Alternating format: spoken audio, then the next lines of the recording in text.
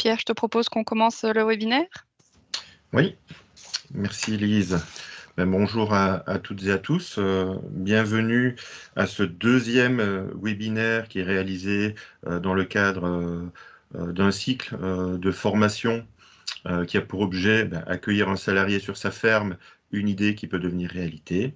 Et ce deuxième webinaire est plus précisément relatif aux questions de réglementation et de coûts associés à l'engagement d'un salarié sur son exploitation et de voir si c'est la même réalité en France qu'en Belgique, puisque ce webinaire rassemble à la fois les néerlandophones, les francophones, donc côté France et côté Wallonie.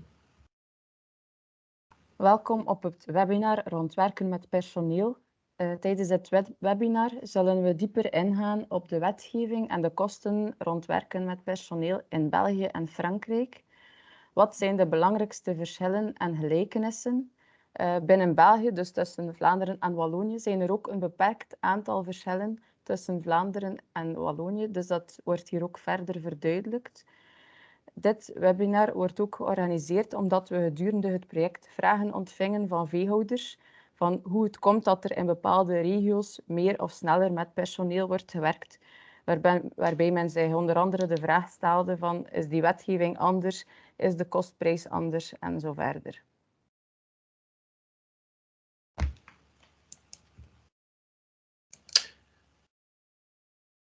Alors, quelques informations techniques au préalable.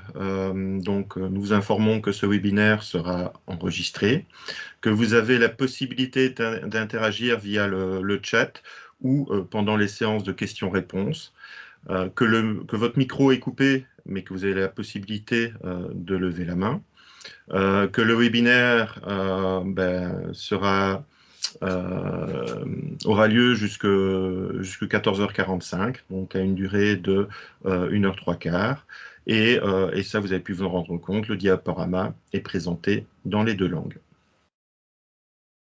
Voor we van start gaan met het webinar, willen we nog enkele praktische afspraken maken. Dit webinar wordt opgenomen.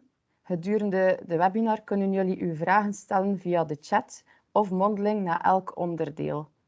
Dit webinar bestaat namelijk uit 2 onderdelen waarna er telkens ruimte is om uw vragen mondeling te stellen. Gelieve daarvoor uw handje op te steken. De webinar duurt tot 2:15. We proberen ons binnen die timing te respecteren. Elke dia wordt gegeven in het Frans en het Nederlands. Alors, ce webinaire est organisé de la manière suivante. D'abord, une mise en contexte qui va présenter dans quel cadre est réalisé ce cycle de formation en management, suivi par la formation qui nous concerne aujourd'hui, c'est-à-dire la thématique embaucher un salarié, quelle réglementation, quel coût. Est-ce la même réalité en France et en Belgique? Et enfin, nous terminerons par quelques points d'attention, ce qu'on peut retenir de ce webinaire. Et nous vous indiquerons également les prochains événements en lien avec ce cycle de webinaire. Dus eerst zullen we kort nog het CoForm-project voorstellen. Daarna zullen we het hebben over welke wetgeving en kosten er komen kijken bij het aanwerven van personeel. En in het bijzonder wat dat de gelijkenissen en de verschillen zijn tussen Frankrijk en België. We eindigen vervolgens met een korte samenvatting, wat dat de belangrijkste zaken zijn om te onthouden. En een toelichting van de volgende evenementen die georganiseerd zullen worden binnen het CoForm-project. Alors, tout d'abord, quelques mots de présentation du projet CoForm. Alors, le projet CoForm est un projet européen multifacette qui est réalisé dans le cadre du programme transfrontalier Interreg 5, dans l'axe cohésion sociale, santé, formation et emploi, avec pour objectif de favoriser l'emploi et la mobilité transfrontalière des travailleurs pour intégrer les marchés de l'emploi. Alors, 3 régions sont concernées, les Hauts-de-France, la Flandre et la Wallonie. CoForm is een Interreg-project die zich situeert in de 3 regio's Frankrijk, Wallonië en Vlaanderen. Hier kan je een kaart zien waarin het gebied gedetailleerd wordt voorgesteld.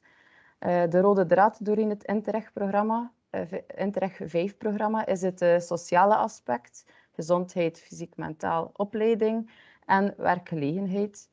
De doelstelling waarbinnen dit thema past in dit Interreg-programma is de bevordering van de werkgelegenheid en de grensoverschrijdende samenwerking rond het werkstellen van werknemers en verdere integratie op de arbeidsmarkt. Alors, CoForm, en bref, c'est un partenariat franco-belge rassemblant 17 structures qui a débuté le 1er janvier 2020 et qui se termine au 31 décembre de cette année. Il a pour objectif la création d'emplois et l'amélioration de la qualité de vie au travail des éleveurs de bovins présents sur ces 3 régions, ces 3 zones. Et cela est réalisé à travers 2 actions principales. La première action cible les demandeurs d'emploi via la création de formations au métier de salarié en élevage. La deuxième action cible plutôt les éleveurs avec la création de groupes d'échange d'éleveurs, ce qu'on appelle, nous, dans notre jargon, les focus farms, des groupes d'éleveurs, des groupes d'échange. L'amélioration des conditions de travail dans les élevages de bovins, la formation de conseillers et la formation des éleveurs au management, c'est-à-dire la gestion des ressources humaines, cadre dans lequel s'inscrit notre webinaire de ce jour. Het CoForm-project werd opgestart op 1 januari 2020 en duurt 3 jaar, dus het project loopt eind dit jaar af. Binnen dit project werken we samen met 17 partners. De doelstelling van het project zelf is het creëren van werkgelegenheid en het verbeteren van de levenskwaliteit voor rundveehouders. Dit doen we onder meer door acties enerzijds voor veehouders en anderzijds voor werkzoekenden te organiseren. We hebben voor de veehouders Focus Farm studieclubs opgericht, waarbinnen we de kennis uitwisselen rond arbeidsefficiënt werken en ervaringen gaan delen rond werken met personeel. We begeleiden ook de veehouders verder met als doel de arbeidsomstandigheden op hun bedrijf te verbeteren. Wij zelf als adviseur worden ook opgeleid om vervolgens nog meer en beter advies te kunnen geven aan de veehouders. Als ook voorzien we diverse opleidingen en infomomenten voor veehouders, zoals dit webinar hier nu. Voor werkzoekenden ontwikkelen we binnen het project opleidingen om vervolgens te werk gesteld te kunnen worden in de veehouderij. Alors, aujourd'hui, deux aspects vont être abordés, des aspects coûts et des aspects réglementaires. Et nous avons le plaisir d'avoir avec nous des experts en ces matières et pour les 3 régions concernées, à savoir Donatienne Kipping, d'Acerta, côté Wallonie, Olaf de Weert, Acerta également, mais côté Flandre, et Claire Dupire, côté France, et qui travaille au niveau de la Chambre d'agriculture Nord-Pas-de-Calais. Et enfin, vous avez moi-même et également Lisa pour assurer les transitions. Voilà. Tijdens dit webinar zullen verschillende personen spreken. We zijn blij dat we ondersteuning krijgen van enkele experten. Enerzijds zullen Olaf en Donatienne vertellen over de wetgeving en kostprijzen in België, dus voor Wallonië en Vlaanderen. Claire zal vertellen over de Franse wetgeving samen met Pierre en ikzelf. Dus zal de basisvertaling doen rond de kosten en wetgeving vanuit Frankrijk. Dus, maar misschien kunnen Olaf en Donatienne en Claire zich kort voorstellen. Et nous avons également pu bénéficier pour la préparation de ce webinaire de l'expertise d'Aurélie Le Signe de la structure AS-AFA en France. Voor Frankrijk krijgen we ook ondersteuning van Aurélie. Alors, trop de travail sur son exploitation? Est-ce que on a un besoin on est en manque de main-d'œuvre et donc besoin d'embaucher, de trouver à l'extérieur. Et donc, il y a nécessité d'identifier le profil et de trouver le contrat adéquat. Différents contrats sont possibles, c'est-à-dire engager un permanent, engager un saisonnier ou bien plutôt engager une personne sous contrat étudiant ou en apprentissage. Heb je te veel werk op je bedrijf en heb je nood aan arbeidskrachten, dan is het belangrijk dat je eerst bekijkt individueel voor uw bedrijf welke arbeidsbehoefte je als veehouder precies hebt. Kan je een voltijdswerknemer gebruiken of is een deeltijdse werknemer voldoende? Heb je enkel iemand nodig gedurende enkele piekmomenten doorheen het jaar? Dit zijn allemaal belangrijke elementen om te bepalen op welke manier je iemand kan aanwerven en naar welk profiel je op zoek bent. Er bestaan verschillende manieren van tewerkstelling, namelijk een vaste aanwerving, voltijds of deeltijds, student, stagiair of vakantiejob, of specifiek in België bestaat ook de seizoenarbeid. Et donc, cela ramène au premier webinaire qui était réalisé le 10 février en ce qui concerne la rédaction d'une fiche de poste, comment bien rédiger une fiche de poste pour répondre aux besoins qui se posent en termes de main-d'œuvre sur son exploitation.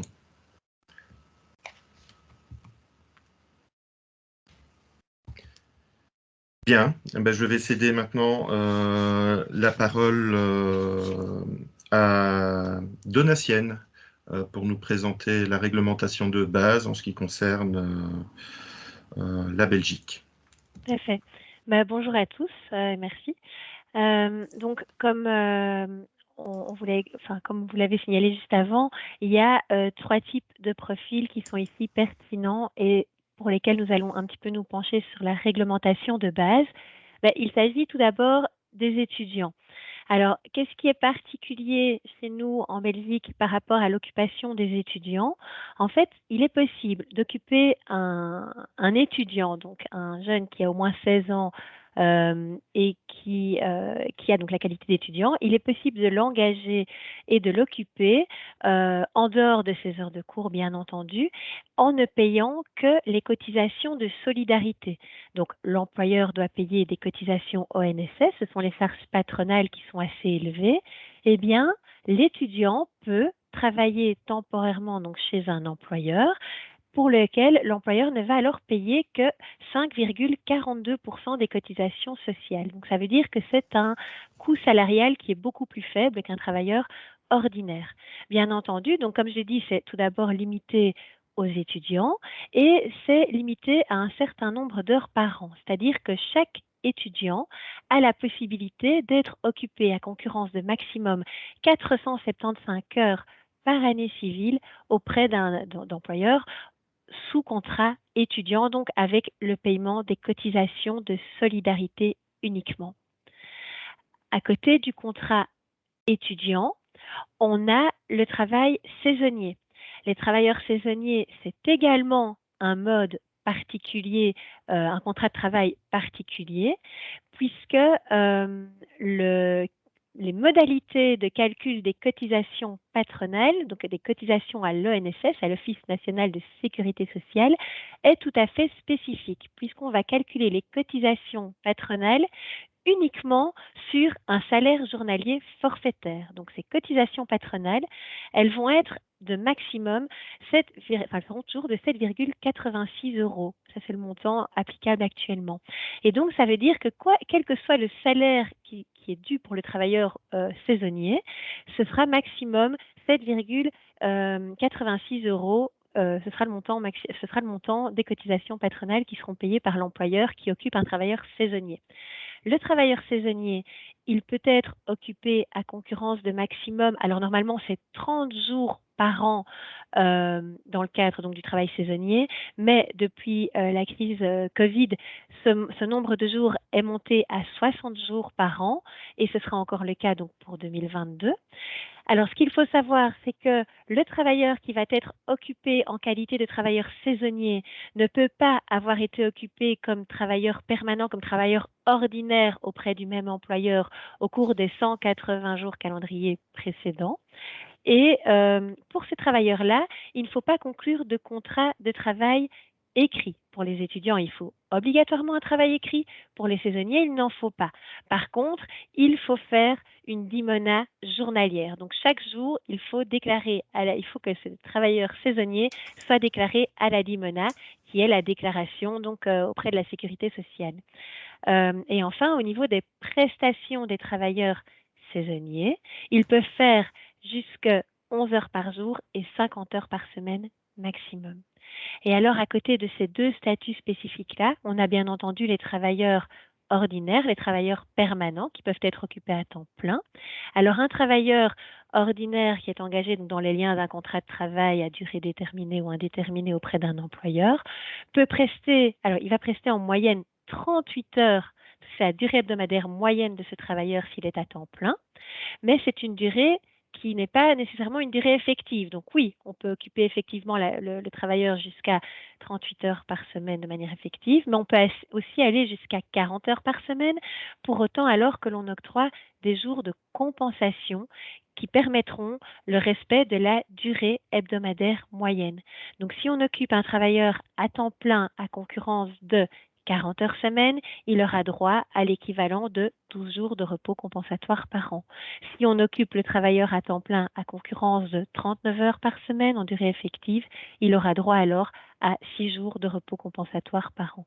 Donc voilà les règles principales concernant ces trois différents statuts qui sont les statuts relevant pour vous ici en matière d'occupation de personnel.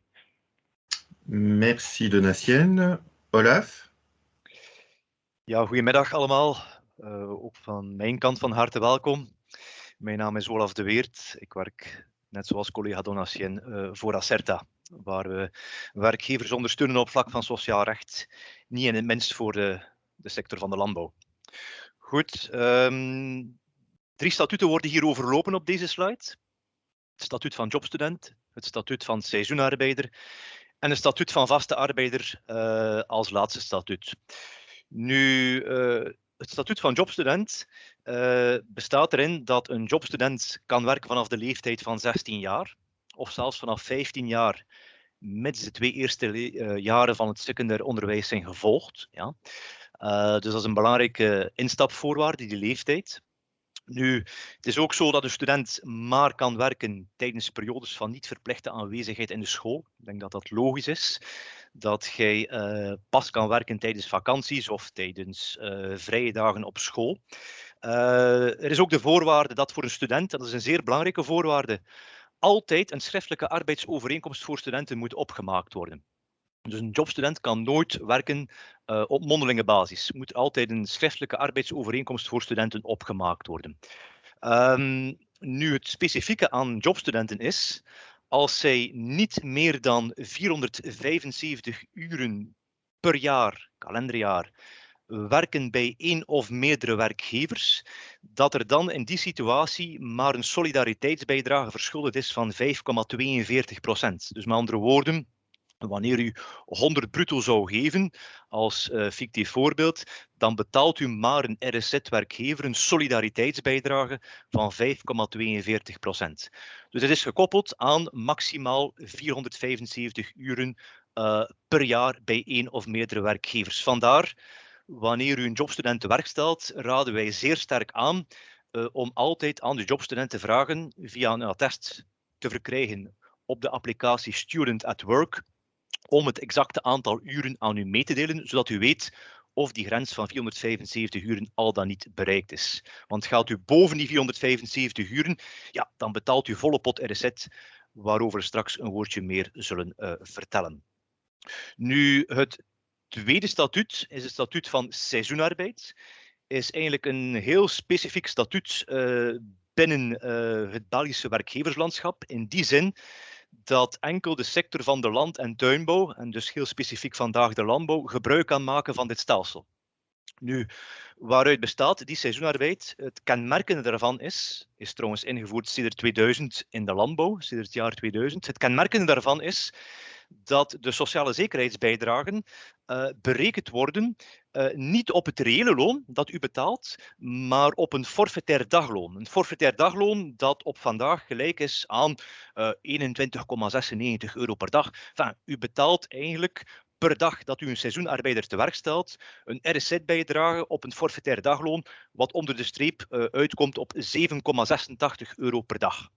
Dus met andere woorden, ongeacht het aantal uren dat u de betrokken seizoenarbeider op een dag te werk stelt, u betaalt altijd een RSZ op een forfaitair dagloon, wat onder de streep uitkomt op 7,86 euro per dag. Nu, daar zijn 3 voorwaarden aan gekoppeld om gebruik te kunnen maken van die goedkope forfaitaire RSZ. De eerste voorwaarde is, zoals u ziet staan op de slide, is dat er per seizoenarbeider per jaar maximaal 30 dagen in dit systeem kan gewerkt worden bij 1 of meerdere landbouwwerkgevers. Dus ik heb hier niet gezegd dat u als werkgever maar maximaal 30 dagen zou kunnen gebruik maken van dit systeem. Nee, u kan als het ware Hans het jaar gebruik maken van dit systeem, maar per seizoenarbeider per jaar is het beperkt tot maximaal 30 dagen bij 1 of meerdere werkgevers. Nu, u ziet ook staan dat daar het getalletje 60 staat op de slide. Het getalletje 60. Nu, omwille van COVID is het zo dat de afgelopen 2 jaar, maar ook dit jaar, het aantal dagen dat een seizoenarbeider kan werken in de sector in het systeem van seizoenarbeid opgetrokken is van 30 naar 60. Waarom is dat? Wel, men wil natuurlijk het aantal personeelsbewegingen gaan beperken tussen de verschillende landen. Dus in die zin heeft men voor dit jaar het aantal opgetrokken naar 60 per seizoenarbeider per jaar dat er kan gewerkt worden in dit systeem. Tweede voorwaarde is dat de betrokken seizoenarbeider, die dan bereid is gevonden om in dit systeem te werken bij u als werkgever, dat jij de afgelopen 180 kalenderdagen, dus de afgelopen 6 maanden, de afgelopen 180 kalenderdagen, mag de betrokken seizoenarbeider niet bij u op het bedrijf gewerkt hebben als vaste arbeider. Dus met andere woorden, dat is een zeer belangrijke voorwaarde. Een seizoenarbeider kan maar bij u komen werken met die voordelige forfaitaire RSZ op voorwaarde 1, dat hij maximaal 60 dagen per jaar in dit systeem werkt. Tweede voorwaarde is dat hij bij u op het bedrijf in de afgelopen 180 kalenderdagen niet gewerkt heeft als vaste reguliere arbeider. Derde voorwaarde om van dit voordelige systeem gebruik te kunnen maken, is dat er een dagelijkse dimone-aangifte gebeurt. Een dimone-aangifte, komen we straks nog op terug bij de verplichtingen, is eigenlijk het melden van de werknemer op de website van de overheid, van de RSZ, waarbij je dus dagelijks die mensen moet gaan aanmelden. Dus als het ware het 60 keer die mensen moet gaan aanmelden, mocht hij alle dagen bij u werken. Nu, een dagelijkse dimone-aangifte is eigenlijk een beetje het tegengewicht voor het feit dat voor seizoenarbeiders er geen schriftelijke arbeidsovereenkomst moet opgemaakt worden. Dus dat is zeer belangrijk. Een seizoenarbeider werkt eigenlijk met mondelinge dagcontracten, waarbij de voorwaarde dan wel is dat hij elke dag op de website van de overheid aangemeld wordt via een dimone-aangifte. Eén belangrijke precisering, mocht een seizoenarbeider tegelijkertijd ook student zijn, dat is een combinatie die op zich mogelijk is, daar gaan we nu niet op ingaan, maar is een mogelijkheid. Wanneer een seizoenarbeider ook jobstudent zou zijn, is het wel altijd verplicht om een contract op te maken. Het is pas voor de seizoenarbeider die geen student meer is, dat er geen contract moet opgemaakt worden en dus dat er dan ook een dagelijkse dimone-aangifte moet gebeuren. Derde statuut, of misschien nog het aantal uren kan ik ook nog vermelden. Het is zo dat een seizoenarbeider in onze sector maximum 11 uur per dag en maximaal 50 uur per week kan werken. Dat is zeer belangrijk. En het is ook niet mogelijk voor loonwerken. Dus wanneer men loonwerken zou gaan doen, technische landbouwwerkzaamheden bij derden, dan kan men een statuut van seizoenarbeider daarvoor ook niet benutten. Ja. Het derde statuut, ter afronding, is dan het statuut van de vaste arbeider die hier voltijds komt werken. Wel, het is zo dat de arbeider die voltijds komt werken in een statuut van vaste arbeider, dat gebeurt tegen een gemiddelde wekelijkse arbeidsduur van 38 uur per week. Ja.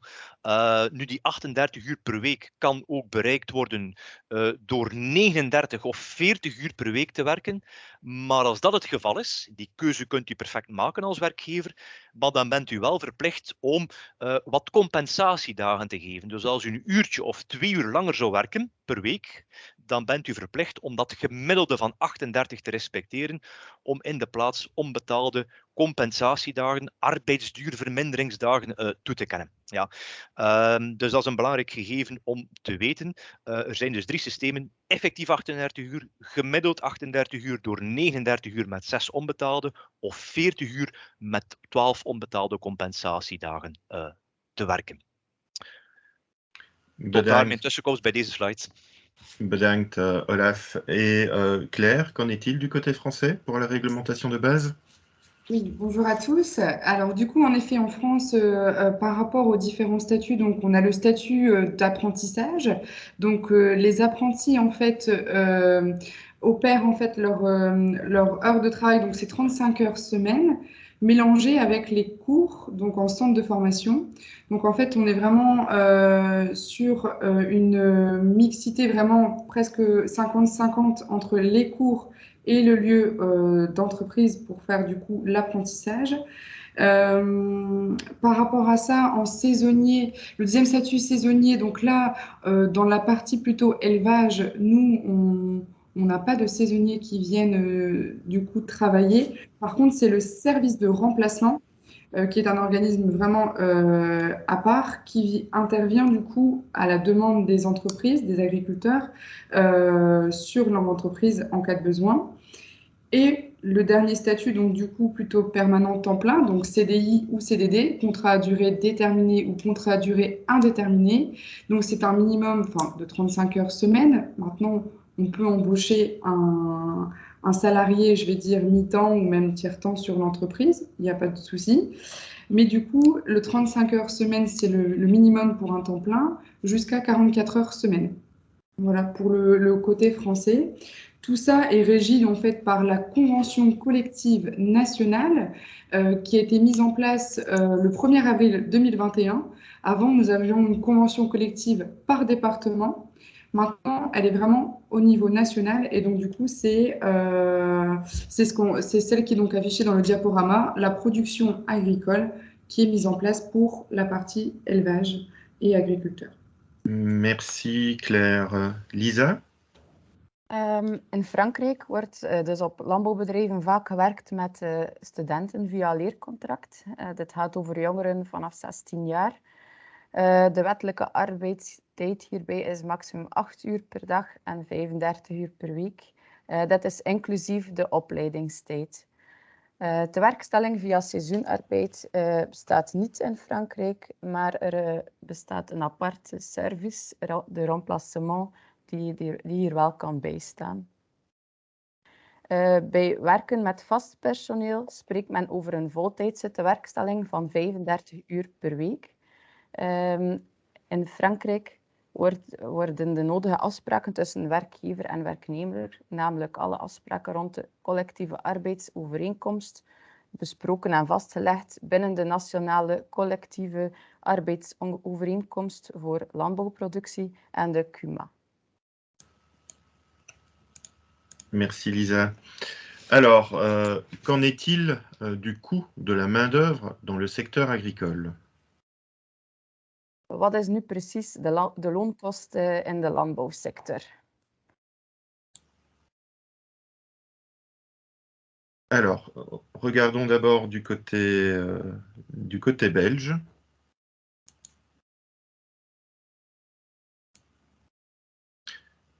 Ouais, ici, donc, tout d'abord, à quoi s'attendre de manière très grossière, le coût d'un salarié à temps plein, c'est-à-dire incluant le brut et les charges patronales, peut varier entre 23 500 et 33 000 euros par an. Cela va dépendre de son profil, de ses compétences, de son ancienneté, de son temps d'occupation, comme on l'a vu. Et aussi, il faudra prendre en considération les aides qui sont disponibles et qui vont être détaillées juste après. De loonkosten in België en Frankrijk ligt tussen de 23.500 en 33.000 euro per jaar. Dit is inclusief sociale bijdragen. De loonkost is afhankelijk van verschillende factoren, namelijk het profiel van de kandidaat en vakbekwaamheid, de anciëniteit en de arbeidstijd. Op vlak van vakbekwaamheid of ervaring is het zo dat er zowel in België als Frankrijk verschillende niveaus bestaan, waaraan een minimumuurloon gekoppeld is. In volgende slides wordt hier meer info over gegeven. Voor de anciëniteit in België wordt het loon om de 5 jaar verhoogd met een anciëniteitsbijdrage van 0,5%, met een maximumgrens van 4%. In Frankrijk ligt deze maximumgrens op 8%. Het is ook zo dat er verschillende tewerkstellingsmaatregelen bestaan in beide landen om de loonkost toch wat te reduceren. Dit wordt ook hierna verder besproken. Voilà, alors regardons d'abord ce qu'il en est en Belgique. Donatienne. Oui, tout à fait. Donc, en ce qui concerne le salaire à proprement parler, les salaires applicables donc, aux travailleurs occupés dans l'agriculture, dans le secteur de l'agriculture, sont fixés au niveau de la commission paritaire. Donc, la commission paritaire 144 a fixé les salaires et les salaires sont dépendants de la catégorie à laquelle se rattache le travailleur. Donc, au niveau de la commission paritaire, on distingue 4 catégories de travailleurs, 4 catégories de fonctions. Et ces catégories sont déterminées sur base de différents critères. On a un critère de technicité, un critère d'autonomie, d'indépendance et un critère de responsabilité. Et donc, en fonction de la catégorie dans laquelle se trouve le travailleur, on va retrouver le salaire barémique minimum qui doit lui être appliqué. Donc, pour reprendre les différentes catégories, on a par exemple la catégorie des travailleurs dits surqualifiés. Donc là, en fait, on va viser le travailleur qui non seulement effectue toutes les tâches d'un ouvrier qualifié, mais qui en plus de cela est également en mesure de prendre des décisions concernant la conduite de l'entreprise, la conduite de l'exploitation. Des décisions telles que déterminer les dates ou les méthodes de la terre, les dates ou les moments d'ensemencement ou des choses comme ça. Donc là, c'est vraiment ce qu'on appelle les travailleurs surqualifiés. Quand on est dans cette catégorie-là, eh bien, le salaire minimum en vigueur actuellement est fixé à 11,46 € de l'heure. À côté de cela, on a la catégorie des travailleurs dits qualifiés. Les travailleurs, et oui, ce que j'ai peut-être pas signalé précédemment et qu'on va retrouver ici dans chaque catégorie, c'est que ça vise aussi, quand on parle de travailleurs surqualifiés, ça vise aussi des travailleurs soit qui ont un certain niveau, un certain degré de formation ou qui ont acquis un niveau équivalent de par leur expérience professionnelle. En ce qui concerne les travailleurs qualifiés, le raisonnement va être le même. Donc, il y a un certain niveau de formation ou équivalent acquis par expérience professionnelle. Et là, on vise surtout le travailleur qualifié, donc le travailleur qui est en mesure d'exécuter de manière indépendante et toute une série de tâches qui sont, enfin, l'ensemble des tâches en fait qui relèvent de l'exploitation ou du département dans lequel il est occupé. C'est aussi quelqu'un qui sait utiliser toutes les machines qui lui sont confiées pour mener à bien ses tâches. Le travailleur qui va être rattaché, qui va être mis dans la catégorie de travailleurs qualifiés, a droit à un salaire horaire de 11,46%. Là, c'est bien sûr du salaire brut, hors charge patronale dont je vous parle. À côté de cela, on a les travailleurs spécialisés. Donc, le travailleur spécialisé, c'est le travailleur qui a déjà 3 années d'expérience dans l'exploitation minimum et qui est aussi en mesure d'assumer au moins la moitié des tâches qui sont assumées par un travailleur qualifié. Et puis, donc lui, il peut prétendre à un salaire horaire qui est fixé actuellement à 10,96 € de l'heure. Et puis, à côté de cela, tous les autres travailleurs qui ne se retrouvent dans aucune de ces 3 catégories qui viennent d'être décrites sont repris dans la catégorie des travailleurs non qualifiés qui peuvent, eux, prétendre à un salaire horaire de 10,39 € de l'heure. Alors, ces montants-là, ces salaires-là, donc c'est le salaire de base. Pour le travailleur qui est engagé dans les liens d'un contrat de travail en tant que travailleur fixe, donc on ne parle plus ici de saisonnier, voilà, donc c'est un travailleur fixe. Ensuite, on va voir qu'avec l'ancienneté, en fonction de l'ancienneté acquise par ce travailleur au sein de l'exploitation, il va en plus de cela avoir droit à un supplément de 0,5%. Puisque, donc si vous vous souvenez du slide précédent qui a été présenté par Pierre, là, on voyait bien que ce qui influençait le coût salarial, c'était aussi l'ancienneté. Et en fait, pour vous donner un exemple, un travailleur, je vais juste reprendre ici les montants, un travailleur qui a, par exemple, 5 ans d'ancienneté dans l'entreprise a droit à un supplément de 0,5%. Quand le travailleur a 10 ans d'ancienneté, il a droit à 1% de supplément et ainsi de suite. Et ce supplément est acquis par le travailleur à partir du premier jour du mois qui suit celui au cours duquel il atteint le nombre d'années d'ancienneté requises. Bien entendu, les montants qui sont donnés ici, enfin tout cela est d'application, donc comme je l'ai dit, pour les travailleurs occupés dans les liens d'un contrat de travail en tant que travailleur donc fixe ici. Et puis, quand on a un travailleur à temps plein, forcément, on va calculer ce montant sur la durée hebdomadaire prévue au contrat. Si le travailleur est occupé à temps partiel, eh bien, ce sera un prorata. Et donc, tout cela va expliquer en quoi ces différents facteurs influencent le coût du travailleur. Merci Donatienne. Olaf? Dank u. Zoals u hier ziet staan op deze slide, zijn de minimale bruto uurlonen weergegeven die afgesproken zijn in de sector voor de categorieën die bepaald zijn in de sector. Dus onze sector is het PC 144, het Paritair Comité 144, waar de sociale partners afspraak maken binnen het Paritair Comité rond de loon- en de arbeidsvoorwaarden. Er zijn dus binnen de sector 4 categorieën. Die ingedeeld zijn op basis van de kennis, de vaardigheden, op basis van kan de betrokken werknemer zelfstandig werken, neemt hij of zij verantwoordelijkheid. Dus dat zijn 3 criteria die bepalen onder welke categorie een concrete arbeider ressorteert. En u ziet de 4 categorieën daar eigenlijk staan. We hebben de categorie ongeschoold, we hebben de categorie geoefend, we hebben de categorie geschoold, we hebben de categorie meer dan geschoold. Nogmaals, dat zijn categorieën die afgesproken zijn binnen de sector door de sociale partners van het Paritair Comité 144. Tegenover elke categorie staat een minimaal bruto uurloon. Dus laten we nu eventjes kijken naar de hoogste categorie, de meer dan geschoolden. Daarvoor is een minimaal bruto uurloon voorzien van €11,47. Eigenlijk bepaalt men in de sector dat het loon voor die categorie overeen te komen is met een minimum van €11,47 bruto per uur. Ja. Dus dat zijn hier wel degelijk de bruto lonen, niet de bruto loonkosturen. Dat zijn de bruto lonen zoals ze in de sector bekendgemaakt zijn. Nu, wanneer is men een meer dan geschoolden? Wel, de voorwaarde daartoe is dat de arbeider, de vaste arbeider die in dienst komt of is dat hij eigenlijk alle taken die door u toegewezen worden aan de arbeider, dat hij deze taken volledig zelfstandig kan gaan uitvoeren. Dat hij ook in staat is om de machines en de werktuigen die nodig zijn om die taken te kunnen uitvoeren, dat hij die ook kan bedienen of onderhouden of afstellen.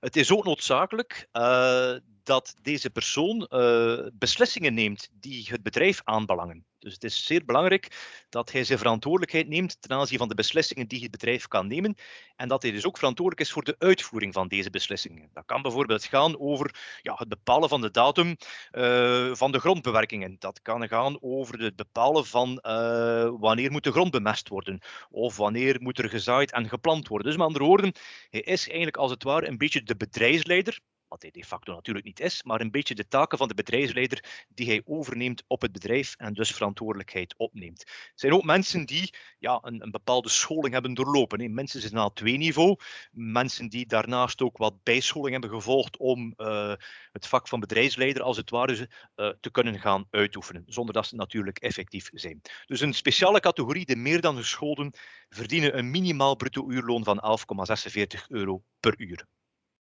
De volgende categorie zijn dan de geschoolden. is eigenlijk een beetje hetzelfde qua taakindeling als de meer dan gescholden. Kunnen ook alle taken zelfstandig gaan uitvoeren. Zijn ook in staat om alle machines en werktuigen die zij nodig hebben om die taken te kunnen uitvoeren, dat ze die machines en werktuigen kunnen bedienen. Ja. Maar zij nemen niet de beslissingen als dusdanig. Dus waar die verantwoordelijkheid voor het nemen van beslissingen bij de meer dan geschoolde aanwezig was, is dat bij de geschoolde niet het geval. Ook hij krijgt een minimaal bruto uurloon van 11,46 euro per uur. De volgende categorie zijn de geoefenden. Dat zijn eigenlijk mensen die wat ervaring hebben. U ziet daar staan op de slide meer dan 3 jaar ervaring. En die in staat zijn om meer dan de helft van de taken uit te voeren die een geschoolde uitvoert. Dus met andere woorden, daar is een beetje een afweging van hoe gaan we dat bepalen. Dus de geoefenden zijn eigenlijk de mensen die 3 jaar ervaring hebben, op zijn minst, in de onderneming of in de sector tout court, en die dus minstens de helft van de taken kunnen uitvoeren van een geschoolde. Dat is een afweging die jullie als werkgever natuurlijk kunnen maken tot waar zijn kennis en vaardigheden op een bepaald ogenblik reiken. Zij verdienen een minimaal bruto uurloon in de sector van 10,96 euro per uur. Ja, als men dan niet tot die geoefende, geschoolde of meer dan geschoolde categorie behoort, ja, dan valt men als het ware een beetje in de restcategorie. Vaak ook de aanvangscategorie, de ongeschoolde. Iemand die het vak nog moet leren, die nog moet leren om verantwoordelijkheid te nemen, die nog moet leren om de taken goed uit te voeren. Wel, deze categorie, daarvoor is een minimaal bruto uurloon voorzien van 10,39 euro per uur. Nu, die minimale bruto uurlonen die worden afgesproken in de sector. Die worden elk jaar op 1 januari geïndexeerd. Ja, zoals u weet is de indexatie op 1 januari zeer groot geweest. Ik hoef u daar geen uitleg bij te geven. Bedroeg 3,22%. Ja. Daarnaast was er ook nog een koopkrachtverhoging van 0,4%. Dus met andere woorden, de lonen zijn per 1 januari gestegen naar, of met beter 3,62% om uit te komen op de bedragen die u daar vandaag ziet staan. Zoals ook al is gezegd geweest door Lisa bij de vorige slide. Deze lonen zijn minimale lonen, maar stijgen wanneer een bepaalde anciëniteit in het bedrijf bereikt wordt. Dus wanneer een arbeider in eender welke categorie minstens 5 jaar bij u in de onderneming actief is, dan zal dat minimale bruto uurloon met een half procentje stijgen. Wij noemen dat de verhoogde minimumlonen. Is de betrokken arbeider 10 jaar bij u werkzaam op het bedrijf, wel, dan krijgt hij een half procentje bij, dus 1%. En zo gaat het verder tot 40 jaar anciëniteit bij u op het bedrijf, waarbij dan de minimale uurlonen verhoogd worden met een bepaald percentage. Let op, die anciëniteitstoeslagen zijn enkel voorzien op het niveau van de minimale uurloon. Dus wanneer u meer zou betalen dan wat u daar ziet staan, wat absoluut niet verboden is, dan hoeft u die anciëniteitstoeslagen natuurlijk niet te gaan betalen. Ik denk dat dat kan volstaan, Lisa of Pierre, wat betreft mijn tussenkomst bij deze slide. Ja, dank u, Olaf. Nous allons maintenant voir ce qui se passe du côté français. Claire. Oui. Alors du coup, comme je le disais tout à l'heure, chaque palier du coup mentionné fait référence à la convention collective du coup applicable. Hein. Du coup, ici on le rappelle, c'est la production agricole. Du coup, en fait, la classification comprend 12 paliers. Chacun d'entre eux correspond à une rémunération minimum. Donc en fait, un nombre de points est attaché à chaque degré de chaque sous-critère. Donc en fait, il y a vraiment une grille qui est reprise avec des critères donc, de technicité, d'autonomie, responsabilité, de management relationnel. Donc du coup, c'est évalué sous ces sous-critères. Et l'addition de ces points atteints dans chaque critère permet de déterminer un nombre total de points qui correspond du coup au coefficient. Et donc pour trouver le palier de l'emploi, il suffit de repérer au sein de quelle fourchette se trouve le coefficient que nous avons calculé. Donc là, en fait, si l'on part vraiment du minimum, donc en fait, on est à 10,6 € pour le palier 1. Palier 1 à 6, qui correspond à des paliers dits de catégorie ouvrier.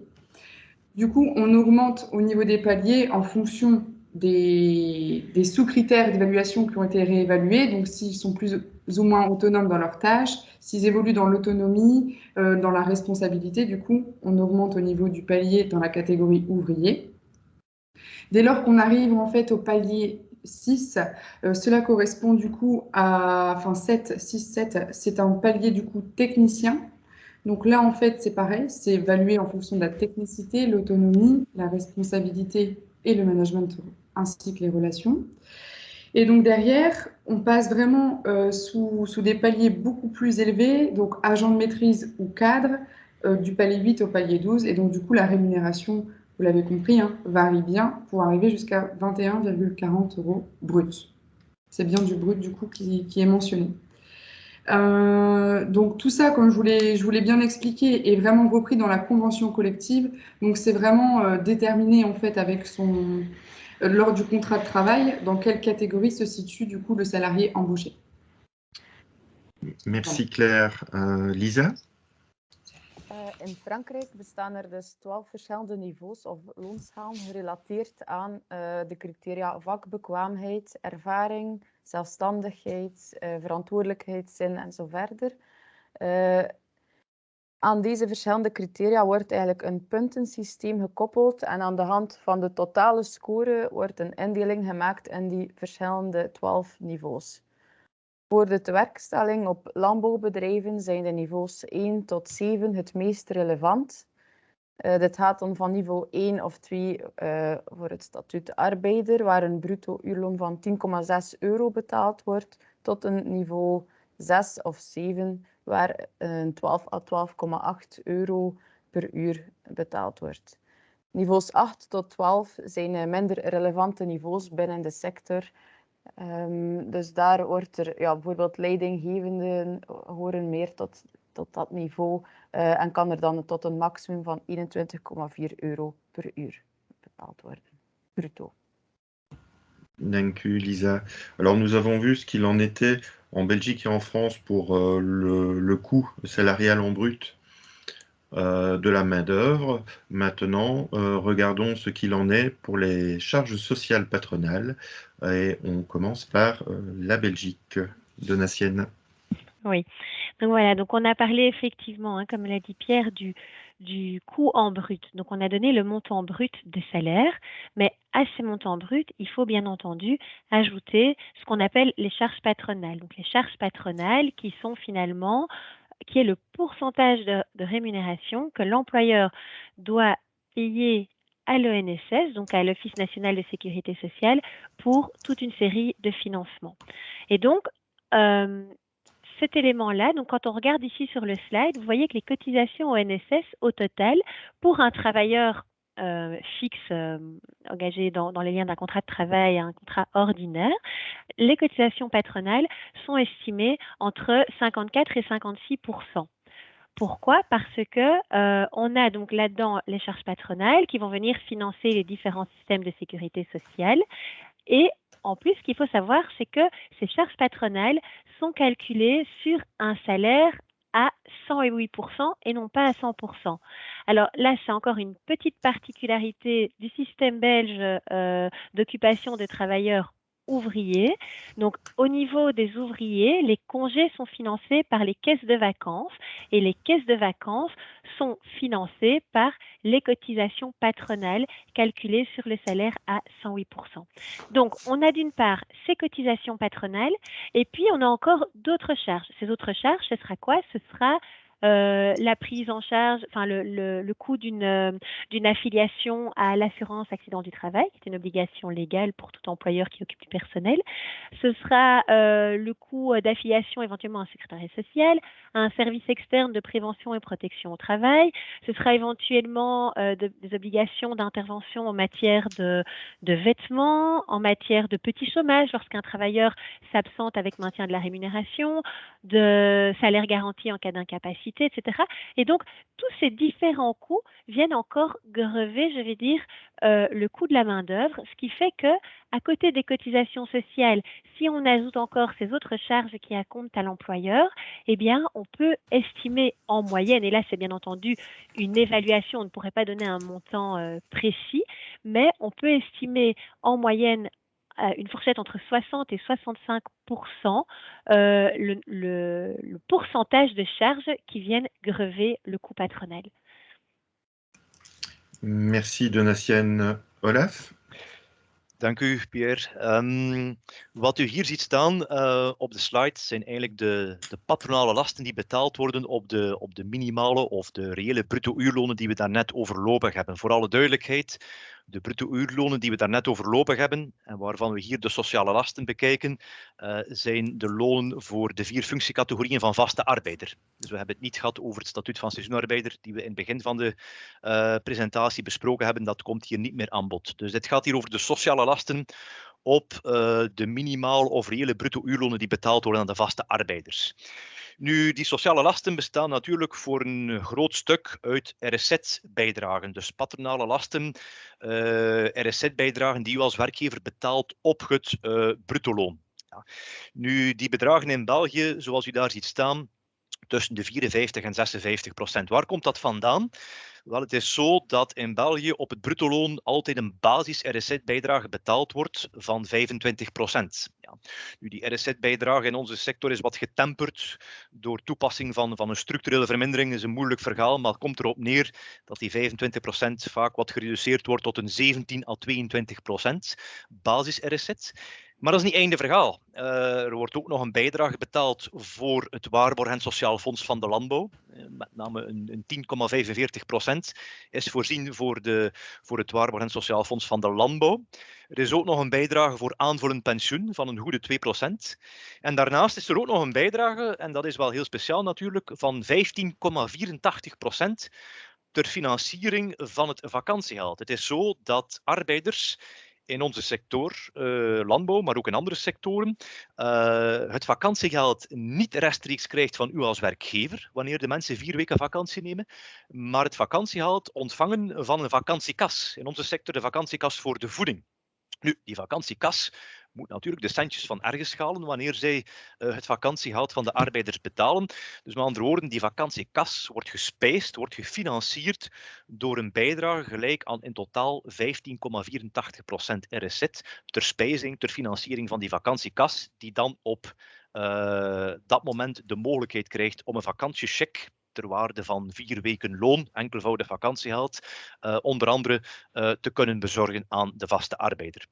Nu, dit alles, al die bijdragen samen, 54 à 56%, die RSZ-bijdragen worden berekend op 108% van de bruto loonbasis. Dat is heel raar. Wel, dat heeft er natuurlijk mee te maken dat die verhoging heeft ermee te maken dat het vakantiegeld, die via de vakantiecheque aan de arbeiders bezorgd wordt door de vakantiekas, dat op dat stukje dat overeenkomt met het loon voor de 4 weken vakantie, door de vakantiekas geen sociale bijdragen berekend worden. Nu, dat is natuurlijk contradictorisch. We zijn net bezig om te zeggen dat er op alle lonen sociale rechten moeten opgebouwd worden, sociale bijdragen betaald worden. Wel, men heeft in België een zeer specifieke benadering daarvan. Men heeft gezegd van kijk, de sociale bijdragen op het deeltje van de vakantiecheque dat overeenkomt met 4 weken loon, ja, die sociale bijdragen gaan wij leggen op die andere 48 weken loon waarvoor u als werkgever wel tussenkomt. Dus door die basis voor die andere 48 weken te verhogen met 8%, gaan we eigenlijk die 4 weken vakantieloon dat betaald wordt door de vakantiekas, ook daar indirect sociale rechten op berekend hebben. Dus een speciale benadering in het Belgische of in de Belgische vakantiereglementering. Dus met andere woorden, RSZ-bijdragen 54 à 56% in totaal. Maar er zijn er ook nog wat andere lasten bij. Bijvoorbeeld, zeer belangrijk ook de arbeidsongevallenverzekering die je moet afsluiten. Mag je toch rekenen op een 4%. Er is ook nog de kost voor een externe dienst voor preventie en bescherming op het werk. Dat is ook een bepaalde kost die je moet betalen. Er zijn kosten voor werkkledij, er zijn kosten voor woon-werkvergoedingen, er zijn kosten voor eco-checks die je moet toekennen aan de vaste arbeiders in onze sector. Dus met andere woorden, een aantal extra kosten, lasten, die nog bovenop het RSZ-percentage komen, waardoor u in totaal eigenlijk uitkomt aan een RSZ-percentage, of een totale lastenpercentage beter, van een 60 à 65% op het toegekende bruto uurloon of bruto maandloon. Bedankt, Olaf.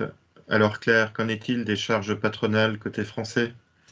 Oui, merci. Alors du coup, concernant les charges patronales, donc grosso modo, hein, ça reprend donc les charges concernant l'accident du travail, l'invalidité, décès, chômage, retraite, maladie, fonds de garantie. Donc en fait, les charges seraient de 44% brut du salaire. On bénéficie en France pour les salaires bas d'une réduction à un allègement Fillon du coup qui est dégressif jusqu'à 1,5 SMIC, 6 SMIC, pardon. Donc de ce fait, pour un SMIC, donc un salaire minimum de croissance, on est à 17% de charges patronales charges patronales, pardon. Entre 1 et 1,6 SMIC, pardon, on est de 17 à 44%. Donc là, c'est pareil, c'est des pourcentages qui sont déterminés. Et en dehors de, enfin, plus de 1,6 SMIC, là, on est à 44% de charges patronales. Donc, en fait, sans allègement Fillon, les charges sociales patronales s'élèveraient vraiment à 44% du salaire brut. Donc, c'est vraiment un plus pour nous en France. Voilà. Ok, merci Claire. Lisa? In Frankrijk werkt men met de term SMIC, SMIC, dat wil zeggen een minimum gewaarborgd loon.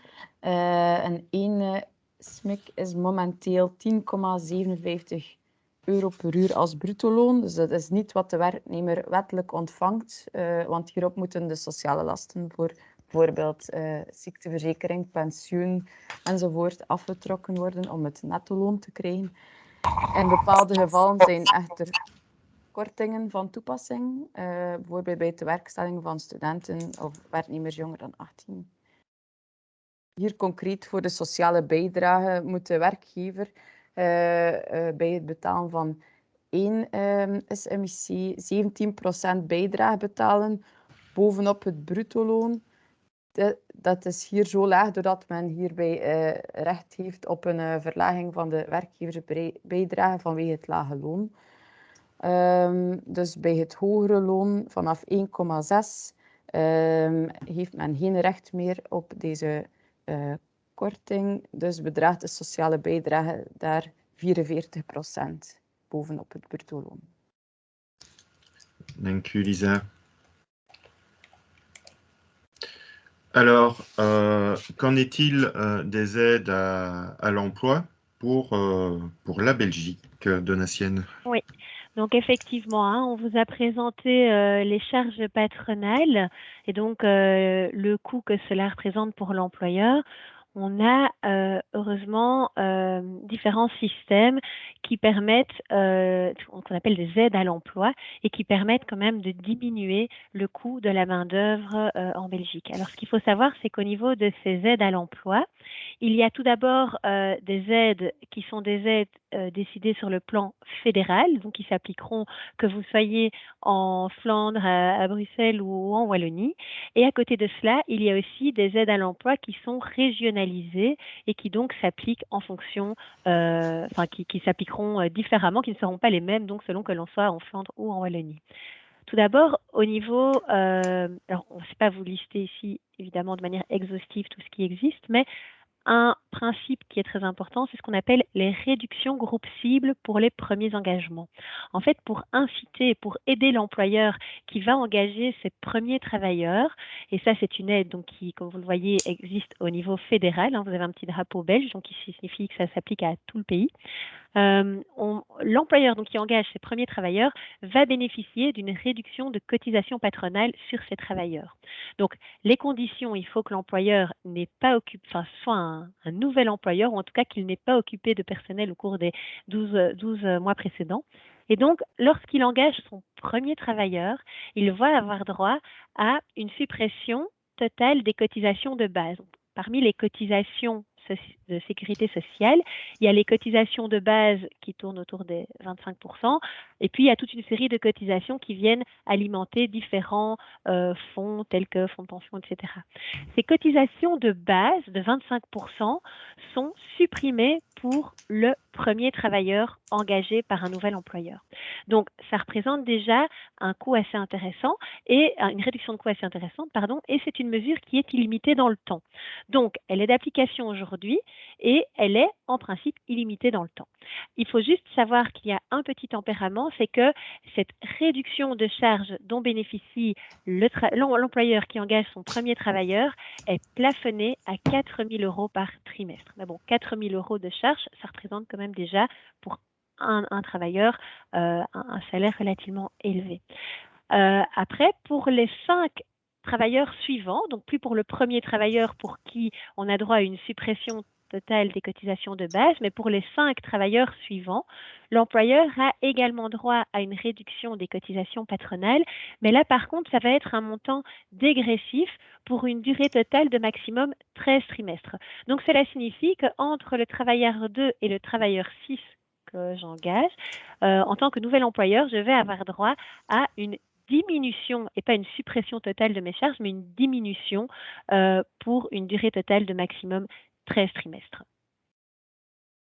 Merci Donatienne. Olaf. Wat we hier zien op deze slide is eigenlijk een reductie van de loonkost. We hebben net gezien dat de loonkost, de RSZ-loonkost, tussen de 54 en de 56% zich situeerde. Wat we hier zien zijn een aantal maatregelen die de loonkost wat temperen. Er zijn in België een aantal federale maatregelen daartoe, maar ook een aantal regionale maatregelen. Wat we hier eerst gaan doen, is eventjes kijken naar de federale maatregelen, waarbij er eentje in het oog springt. Dat is de verlaging van de loonkost wanneer men een eerste of eerste werknemers aanwerft. We noemen dat in het jargon de doelgroepvermindering eerste aanwervingen. Het is zo, wanneer u als Belgische werkgever, nogmaals is een federale maatregel, als Belgische werkgever een eerste werknemer in dienst neemt, ja, dan betaalt u geen 54 à 56% RSZ, waarover ik het daarnet had, maar dan valt de basisbijdrage, herinner u, die 25%, waar ik het over had daarnet ook, dan valt die 25% uit het geheel van die 54 à 56%, valt die basisbijdrage van 25% voor onbepaalde duur weg. Dat betekent dus eigenlijk wanneer u een eerste vaste werknemer in dienst neemt, ik heb het hier niet over seizoenarbeiders, wederom voor alle duidelijkheid, maar wanneer u een eerste vaste arbeider in dienst neemt, ja, dan kan u dus genieten van een loonkostreductie op RSZ-niveau van een 54 à 56%, ja, naar een goede 25 à 30%, omdat die basisbijdrage voor onbepaalde duur, die basisbijdrage van 25% wegvalt. Ja. Dat is een zeer belangrijke maatregel. Er is daar begin dit jaar een kleine verstrenging opgetreden, die voor ons gelukkig geen impact heeft, in die zin dat men die vermindering heeft beperkt tot €4.000 per kwartaal. Nu, alle bruto uurlonen onder de €32 per uur. En zoals u op de vorige slides hebt gezien, zijn we niet geïmpacteerd. Wij hebben merkelijk lagere bruto lonen dan dat bedrag, maar alle bruto uurlonen onder de €32 zijn niet geïmpacteerd. Wat dus betekent dat jullie als werkgever, wanneer jullie een eerste werknemer zouden aanwerven, een eerste arbeider zouden aanwerven, dat jullie ten volle kunnen genieten van die vrijstelling van basis-RSZ voor onbepaalde duur. Nu, wanneer u zegt, ik heb al 1 werknemer in dienst, zijn er dan geen verminderingen meer van die loonkost voor de 2e tot de 6e werknemer bijvoorbeeld? Wel, ook daar zijn verminderingen voorzien.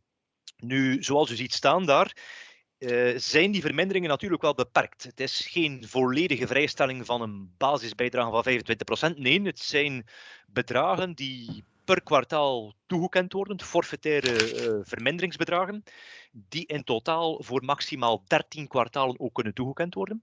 En die onder de streep finaal maximaal bij voltijdse arbeid gaan naar bedragen van €11.250 tot maximaal €13.750 voor die 13 kwartalen als kostenreductie. Zie je? Dus het is niet alleen beperkt in de tijd, het is ook beperkter qua bedrag.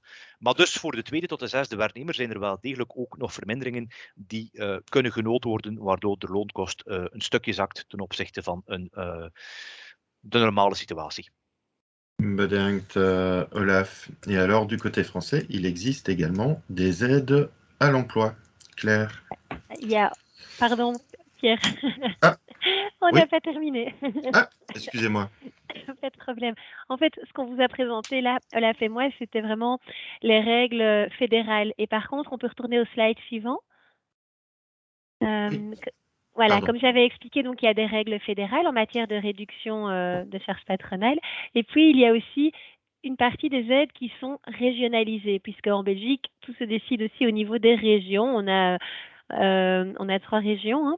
Et donc ici, au niveau de la Wallonie, il y a aussi des aides à l'emploi, donc spécifiques à la Wallonie. Donc, vous avez vraiment le niveau fédéral avec les réductions groupe cible que l'on vient de vous expliquer, qui sont vraiment sous forme de diminution de charges patronales. Et puis, en Wallonie, si vous engagez un travailleur qui se trouve en Wallonie, vous avez encore droit à d'autres aides à l'emploi qui peuvent se cumuler avec les aides qui viennent d'être évoquées précédemment.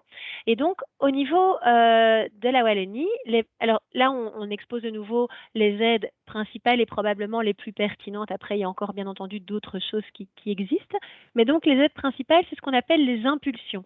Et les impulsions, alors, ne fonctionnent pas sous forme nécessairement d'une diminution de charges patronales, mais sous forme d'une activation, d'une allocation à l'emploi. Donc, je vais expliquer. Alors, ce qu'il faut savoir, c'est que en région wallonne, la règle, c'est que l'employeur qui engage un travailleur qui réside en région wallonne a droit à une aide à l'emploi. En fait, c'est le travailleur qui va donner ce droit à l'aide à l'emploi. Et ce qui est très important et peut-être très particulier ici, c'est que cette aide à l'emploi dépend du lieu où se trouve le travailleur. Donc, j'ai bien dit qu'il devait résider, il devait être domicilié en région wallonne. Ça veut dire que si demain, un employeur qui habite en Flandre, qui se trouve en Flandre, engage un travailleur qui se situe en région wallonne, il va également, même s'il est un employeur en Flandre, pouvoir bénéficier éventuellement de cette aide à l'emploi, puisque le travailleur se trouve sur le territoire de la région wallonne. Et donc, on distingue 3 types d'aides. Il y a les impulsions moins de 25 ans. Donc ça, c'est pour les travailleurs qui sont âgés de moins de 25 ans. Et quand le travailleur est engagé, il ouvre le droit à non pas une réduction des cotisations sociales, mais ici, il ouvre le droit à une allocation. Ça veut dire qu'il va percevoir une allocation de travail qui est payée via le Forum.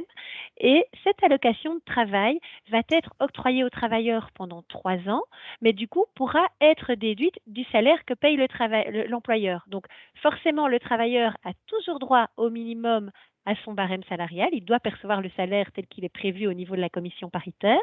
Mais dans ce que paye l'employeur, donc on va calculer le salaire, et puis dans le net que doit payer l'employeur, on va déduire de ce net le montant de l'allocation qui est directement payé au travailleur. Donc finalement, on allège ainsi également le coût de l'employeur. Donc, il y a cette allocation de travail qui peut être perçue pendant 3 ans par un travailleur de moins de 25 ans. Ce qu'il faut savoir, c'est que c'est un montant dégressif. Donc, pendant les 24 premiers mois, le travailleur aura droit à une allocation d'un montant de 500 €.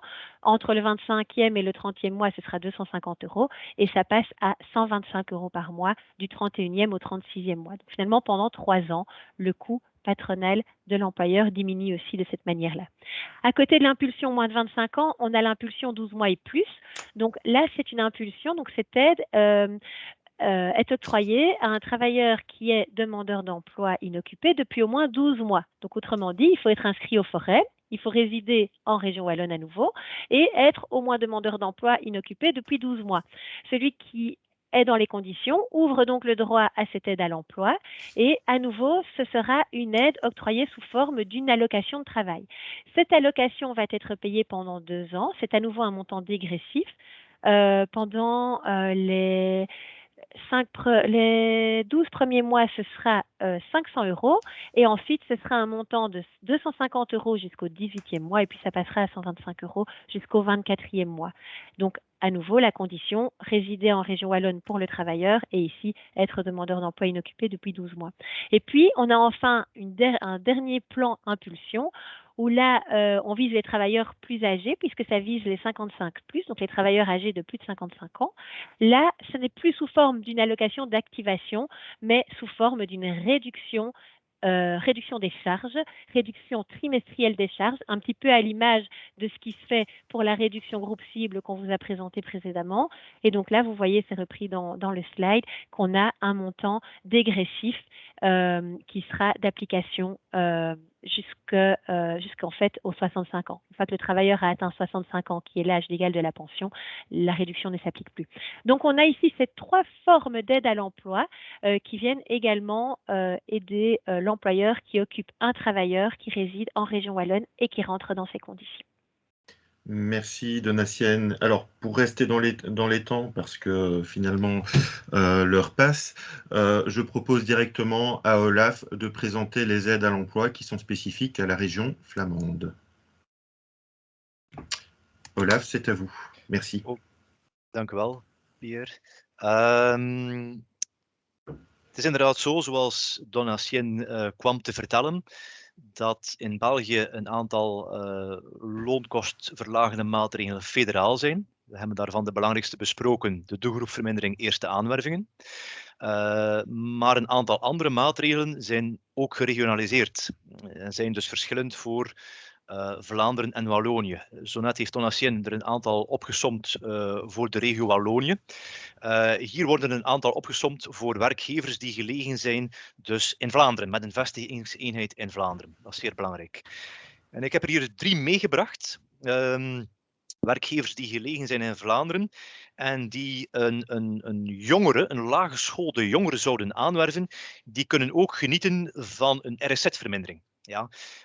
Nu, het is zo dat die laaggeschoolde jongere, en laaggeschoold kan hier gedefinieerd worden of moet hier gedefinieerd worden als een jongere die geen diploma heeft van het hoger secundair onderwijs. Dat is een laaggeschoolde, dat is de definitie daarvan. Wel, wanneer die laaggeschoolde jongere jonger dan 25 is, wanneer hij aangeworven wordt door u als werkgever, wel, dan kan u als werkgever genieten van een RSZ-vermindering, bestaande uit een volledige vrijstelling van opnieuw die basisbijdrage van 25%. Weliswaar niet voor onbepaalde duur, zoals bij onze eerste aanwervingen, maar voor een duur van 8 kwartalen. Dus met andere woorden, kort samengevat, wanneer u als werkgever gelegen in Vlaanderen een laaggeschoolde jongere onder de 25 aanwerft, dan kan u daarvoor een RSZ-vermindering genieten, een doelgroepvermindering jongere werknemers van maximaal 8 kwartalen, waarbij de basisbijdrage van 25% dan volledig kwijtgescholden wordt. Er zijn daar 2 voorwaarden die ik nog even wil bespreken met u. Wat betreft die doelgroepvermindering jongere werknemers.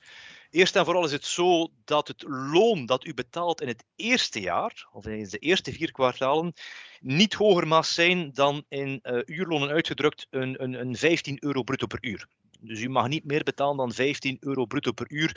Wil u kunnen genieten van die doelgroepvermindering jongere werknemers. In het tweede jaar staat men toe dat het loon wat kan stijgen, maar mag u niet meer betalen dan in uurlonen uitgedrukt 16,40 euro bruto per uur. Dus met andere woorden, zijn 2 loongrenzen die u moet indachtig zijn doorheen die 8 kwartalen wenst u te genieten van de doelgroepvermindering jongere werknemers.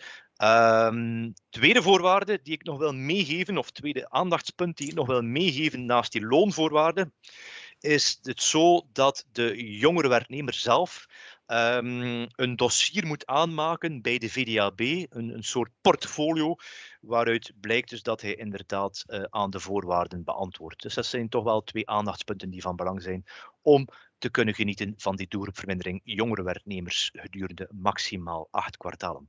Nu, er is ook gedacht aan het andere spectrum in de carrière, namelijk er kan ook genoten worden door u als werkgever van een doelgroepvermindering voor oudere werknemers. Ten vroegste vanaf de leeftijd van 58-59 jaar, ik verklaar mij zo meteen nader. Maar die doelgroepvermindering, dus die RSZ-vermindering, die u kan genieten als werkgever, die bestaat eigenlijk uit 2 componenten. Enerzijds kan u genieten van een doelgroepvermindering of een RSZ-vermindering voor het aanwerven van een oudere, niet werkende, werkzoekende werknemer. Voorwaarde daar is dat dat ten vroegste kan gebeuren vanaf de leeftijd van 58 jaar. Dus met andere woorden, wanneer u zou bereid gevonden worden om een niet werkende, werkzoekende oudere werknemer bij uw dienst te nemen vanaf de leeftijd van 58 jaar, wel, dan wordt u als werkgever daarvoor beloond met een RSZ-vermindering, die gedurende de eerste 8 kwartalen ook wederom een volledige vrijstelling is van de basisbijdrage van 25%. Ja. Na 8 kwartalen zal u kunnen genieten van een RSZ-vermindering die weliswaar beperkt is dan tot een aantal forfaitaire bedragen en die identiek is aan de tweede component. Wanneer u al oudere werknemers zou in dienst hebben die de leeftijd van 58 of meer bepaald 59 jaar bereiken tijdens de werkstelling bij u. Wel, ook voor deze werknemers kan u dan genieten van een korting van de sociale zekerheidsbijdrage. Ja, dat beperkt is tot €600 per kwartaal tot €1500 per kwartaal. Dus met andere woorden, die tweede component, wanneer u al ouderen in dienst hebt die de leeftijd van 59 jaar bij u bereiken, dan zal u op dat moment ook kunnen genieten van een RSZ-vermindering van bedragen gaande van €600 per kwartaal tot €1500 per kwartaal. Het zijn ook die verminderingen die dus kunnen genoten worden wanneer u bij het eerste puntje een oudere niet-werkzoekende in dienst neemt, of een oudere niet-werkende werkzoekende in dienst neemt vanaf de leeftijd van 58, geniet u dus gedurende 8 kwartalen een volledige vrijstelling van basisbijdragen en na 8 kwartalen zal u dan ook mede kunnen genieten van die bedragen die de oudere zittende werknemers genieten, zijn de €600 tot €1500 per kwartaal, afhankelijk dan van de exacte leeftijd.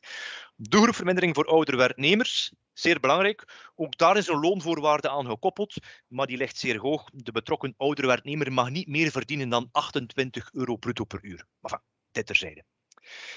Een derde vermindering is niet zozeer een RSZ-vermindering, maar een soort premie. Wij noemen die de aanwervingsincentive. En die situeert zich eigenlijk tussen de twee leeftijden die we vermeld hebben. Enerzijds tussen 25 jaar, daarvoor hadden we de doelgroepvermindering jongere werknemers. Anderzijds 58 en ouder hadden we de doelgroepvermindering voor oudere werknemers. Wel daartussen, wanneer men daartussen een werknemer zou gaan aanwerven die minstens 2 jaar werkzoekende is, wat toch wel een hele termijn is, wel wanneer u als werkgever bereid gevonden bent of wordt om een niet werkende werkzoekende gedurende 2 jaar aan te werven, dan wordt u daarvoor beloond niet met een RSZ-vermindering, maar met een premie, waarvan de eerste schijf uitbetaald wordt na 3 maanden. En in een voltijdse tewerkstelling bedraagt die premie dan €1250, eenmalig. En een tweede schijf wordt uitbetaald na 12 maanden, waarbij u dan een bijkomende premie krijgt van €3000. Dus samen 1250 en 3000, €4250, wanneer u iemand bijvoorbeeld voltijds zou aanwerven die tussen 25 en 58 is en die de 2 jaar voorafgaand aan de aanwerving niet werkende werkzoekende was. Het spreekt natuurlijk voor zich, als de persoon maar deeltijds aangeworven wordt, dat er dan pro rata toegepast worden op die premie. Dus die aanwervingsincentive, niet zozeer een RSZ-vermindering, maar eerder een soort premie die natuurlijk ook wel uw loonkost laat zakken. Tot daar, Pierre, mijn tussenkomst. Dank u, Olaf. Et nous passons maintenant du côté français pour voir quelles aides à l'emploi sont disponibles. Claire. Merci. Du coup, en fait, au niveau donc, des aides, donc, on en a parlé tout à l'heure, donc déjà au niveau de l'allègement Fillon par rapport aux charges patronales. Donc après, il existe d'autres aides, donc du coup, le contrat unique d'insertion ou le contrat initiative emploi, ce sont des aides en fait qui sont données via en fait l'Agence des services des paiements, qui est donc l'État français. Et donc en fait, c'est pour un CDD de au moins 6 mois ou un CDI embauché sur l'entreprise avec une activité minimum de 20 heures par semaine. C'est donc une aide qui est donnée à l'entreprise en fonction de sa localisation, donc le département, puisque c'est vraiment un dispositif national, mais en fonction du département, du coup, il y a un pourcentage qui est octroyé en plus. Et c'est donc un contrat aidé pour tout salarié qui est inscrit comme demandeur d'emploi, du coup, au niveau de Pôle emploi, et qui rencontre des difficultés particulières pour accéder à l'emploi. Donc également, il y a un petit pourcentage supplémentaire dès lors que le jeune, ou moins jeune, mais donc le jeune a moins de 26 ans. Donc du coup, l'aide est augmentée dans ces cas-là. Donc là, la demande est à faire auprès de l'Agence des services des paiements et l'aide, c'est dans la limite de 47% du SMIC. Donc du coup, c'est quand même une très belle aide. Une autre aide, donc c'est le dispositif Emploi Franc. Donc ça, il est maintenu jusqu'au 31 décembre 2022. Donc la cible, c'est vraiment les demandeurs d'emploi selon leur lieu de résidence. Donc c'est vraiment le lieu de résidence des demandeurs d'emploi qui est pris en compte. Et donc c'est les quartiers prioritaires en ville qui sont ciblés dans cette aide-là.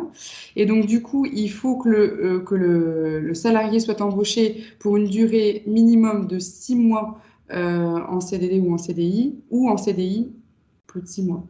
Et donc là, l'aide, elle est de 5 000 € par an sur 3 ans si on embauche une personne en CDI et de 2 500 € par an sur 2 ans, donc du coup, si c'est une personne en CDD. Donc là, c'est vraiment des aides qui sont encore actives ici en 2022. Voilà, cette liste n'est pas exhaustive, hein. Il y a d'autres aides qui interviennent également au cours de l'année et également aussi pour les travailleurs handicapés. Là où en France on met vraiment l'accent, c'est sur les aides à l'apprentissage, puisqu'en fait cette année, enfin depuis 2020, il y a eu un coup de pouce sur l'apprentissage. Dès lors qu'une entreprise souhaite embaucher un apprenti, la première année, elle a 5 000 € d'aide pour un jeune embauché de moins de 18 ans ou 8 000 € pour un jeune de plus de 18 ans. Donc du coup, c'est quand même vraiment des très belles aides. Du coup, c'est vraiment une année qui est prise presque en charge au niveau du salaire apprenti. Une aide de 2 000 € pour la deuxième année en apprentissage et 1 200 € pour une troisième année en apprentissage. Donc voilà, c'est vraiment des aides quand même assez importantes sur l'apprentissage et donc c'est une volonté de l'État. Donc ces aides que je viens d'exposer sont valables jusqu'au 30 juin 2022. Après cette date-là, on ne sait pas encore quelles seront les nouvelles aides, en sachant que le dispositif aide unique qui était présent en fait en 2019 risque de revenir. Donc du coup, à la place de 5 ou 8 000 la première année, c'était quand même 4 125 € pour la première année, que ce soit l'âge du jeune. Voilà. Du coup, ça c'est pour les aides France, côté France. Voilà. Merci Claire. Alors je vous propose d'illustrer toutes ces explications par des exemples.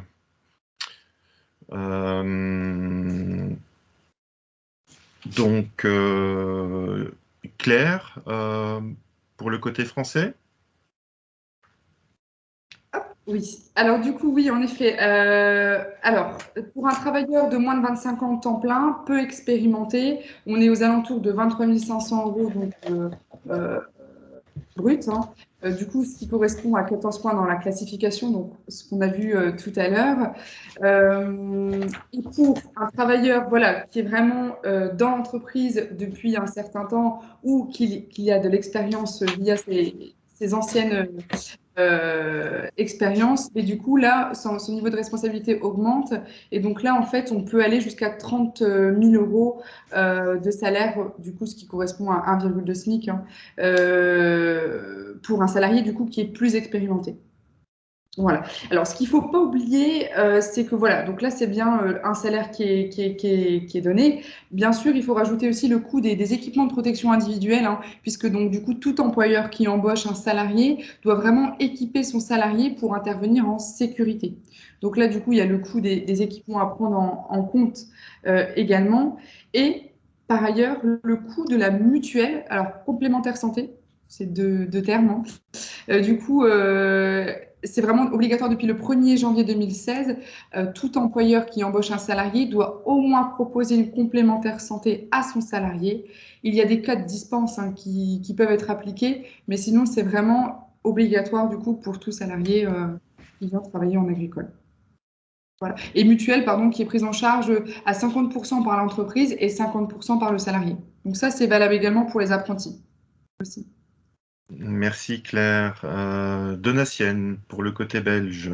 Mais voilà, donc ici, en reprenant les mêmes données, donc on se rend compte qu'avec un travailleur finalement qui a moins de 25 ans, donc qui est relativement jeune, qui est occupé à temps plein et qui est peu expérimenté, eh bien, en fonction de son niveau de qualification, le coût va tourner entre 26 700 pour un non qualifié, 28 000 pour un déjà spécialisé.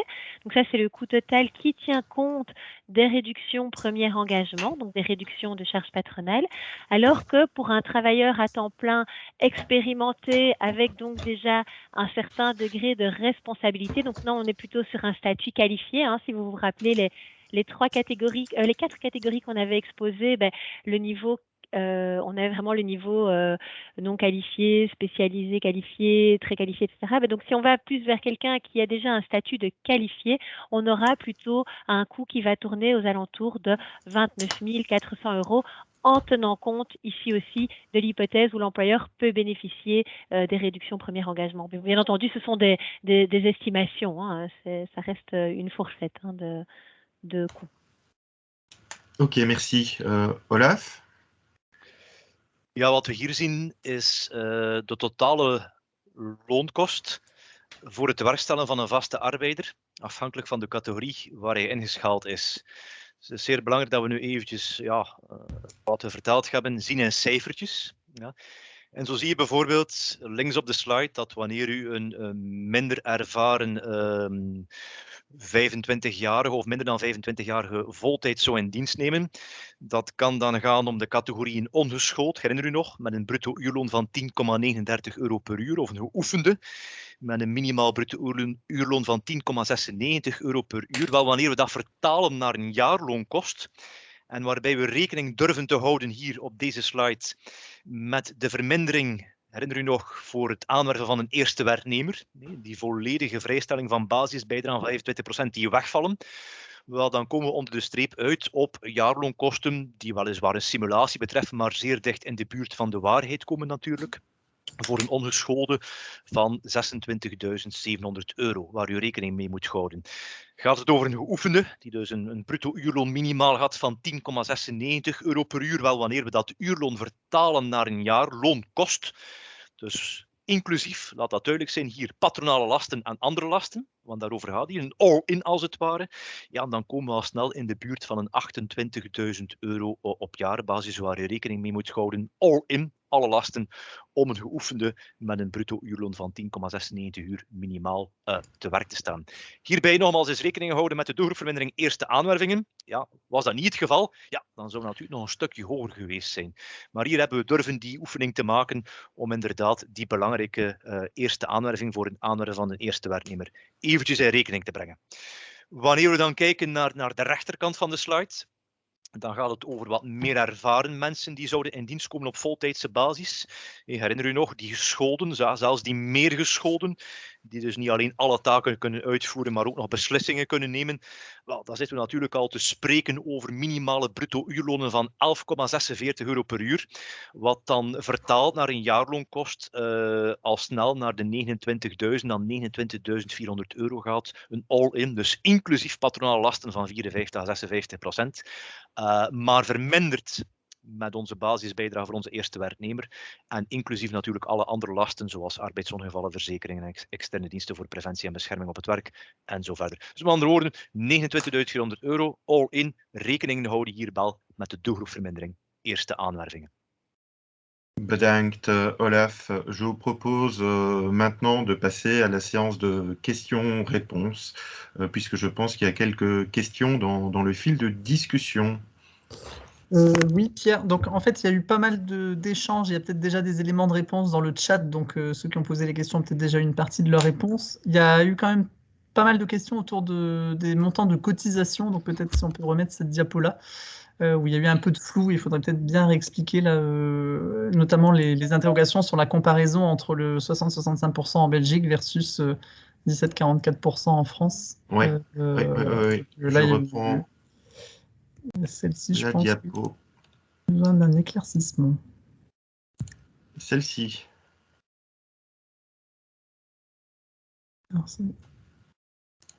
Voilà, sur celle-ci, je pense qu'il y a besoin de réexpliquer entre le 108% à droite et le 54-56 et les comparaisons France-Belgique. Voilà, je pense qu'il y a besoin de bien réexpliquer. D'accord. Qui se lance Mais je pense peut-être que ce qui est important ici déjà, c'est de bien signaler que dans le 60-65%, on ne vise pas, ce ne sont pas des charges ONSS. Hein, donc, il y a vraiment les charges ONSS, c'est le montant 54-56%.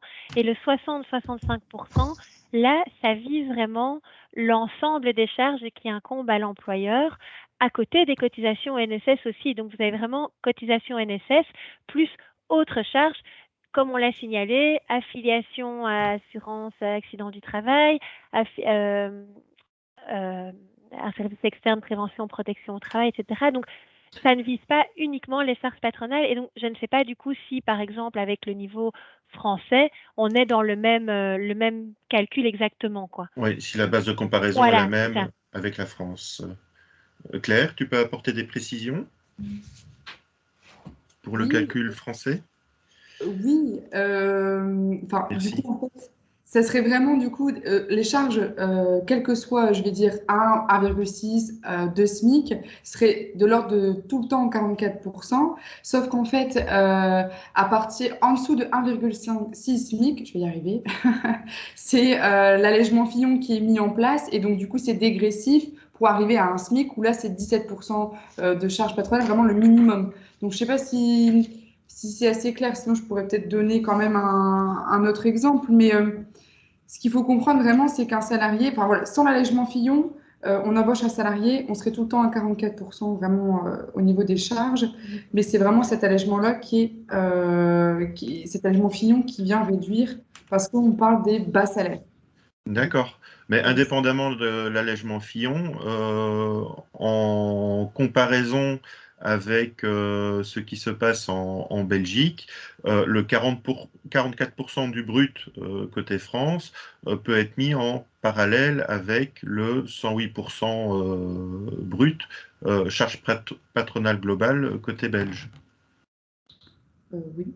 Non, les 54% à mon avis, puisque le 108, c'est pour les vacances. D'accord. Ok. Le 44%, ça inclut vraiment toutes les charges. Hein. C'est 15. Et après, il y a juste la mutuelle du coup à rajouter en plus et les équipements de protection, mais du coup, qui correspond à autre charge dans votre diapo côté belge. C'est ça. Voilà. D'accord. Et à ce moment-là, le pourcentage monte à combien du brut si on rajoute ces autres charges? On a une idée? Mutuelle. Moi, j'ai juste le coût d'une mutuelle minimum qui est de 17,35 par partie, donc 17,35 par salarié, 17,35 côté employeur. Du coup, là, on rajouterait 17,35. Maintenant, en pourcentage, je ne l'ai pas. Non. D'accord, ok. Parfait. Mais comme ça, c'est plus clair. Merci. D'autres questions relevées? Voilà, il y a peut-être une autre question sur la partie des aides, c'était de savoir si les aides, elles sont comment on fait pour réclamer les aides? Est-ce que c'est des choses qu'il faut demander? Est-ce que c'est des choses qui se font automatiquement? Quelles sont un peu les procédures pour toucher ces différentes aides? Je ne sais pas qui veut se lancer aussi.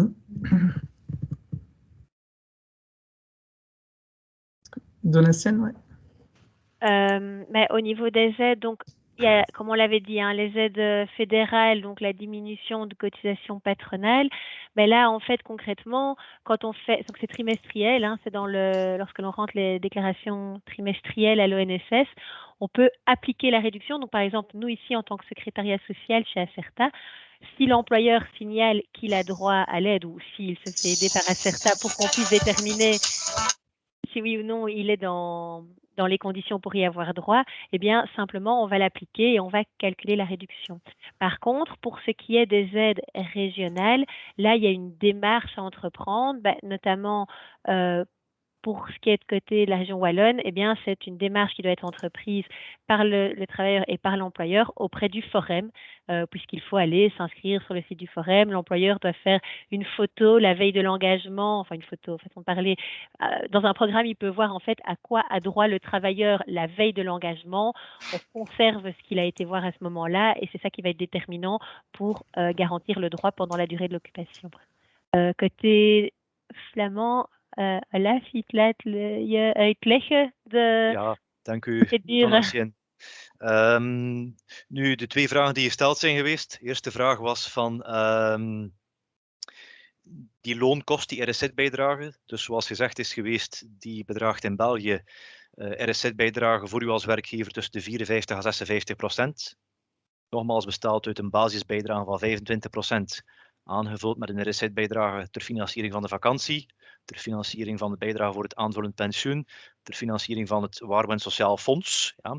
Dus dat zijn 25% en 10,45 sociaal fonds, 15,84 vakantiebijdrage, 2,17 aanvullende pensioenen. Dus een amalgaam van 54 à 56% puur RSZ.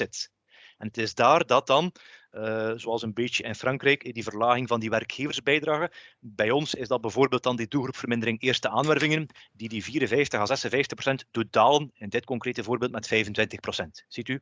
Maar daarbovenop komen nog een aantal andere lasten, zoals op de slide stond, andere kosten.